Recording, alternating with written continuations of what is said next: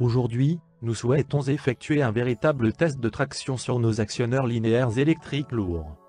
Nous avons utilisé à l'avance de l'acier d'angle numéro 5 pour construire un cadre de test carré stable. Il mesure 0,5 m de long, 0,5 m de large, 1,5 m de haut et peut supporter une charge maximale de 1000 kgs. Afin de compléter le test de traction, nous avons également besoin d'un ressort, d'un capteur de force et d'un module d'affichage. Ce capteur de force en forme de S peut mesurer à la fois la tension et la poussée, et sa portée maximale est de 1000 kgs. Le capteur a une ligne de connexion, qui est directement connectée au module d'affichage. Connectez le module d'affichage à l'alimentation, l'écran LED du module d'affichage affichera la valeur de la force de traction ou de poussée reçue par le capteur, l'unité est kg. Afin de faire fonctionner l'actionneur linéaire, nous devons également utiliser un adaptateur d'alimentation et un contrôleur manuel ou une poignée de commande. Le numéro de modèle de cette poignée de commande est 004301.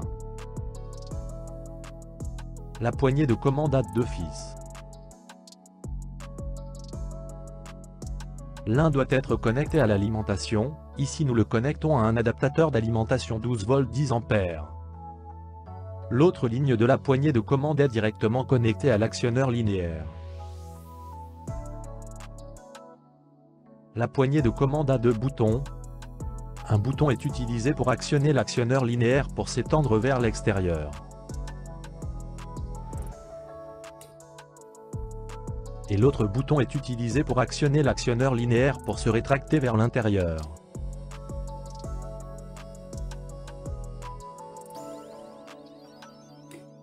Après avoir préparé ces choses, nous fixons la tige de poussée électrique sur le dessus du cadre de test, puis connectons le capteur de force et le ressort à la tige de poussée électrique, et fixons le ressort au cadre de test, puis nous pouvons commencer à mesurer.